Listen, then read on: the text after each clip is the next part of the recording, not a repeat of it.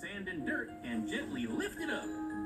If you don't have a real pan, you can use an ordinary pie pan. Swirl the pan like so, in a back and forth motion.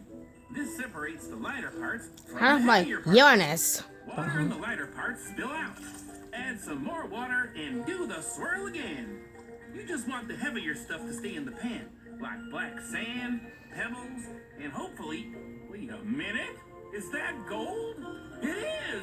Gold! I found gold! Yeehaw! It's gold! Time to pan for gold, fellow prospectors! Onward and downward!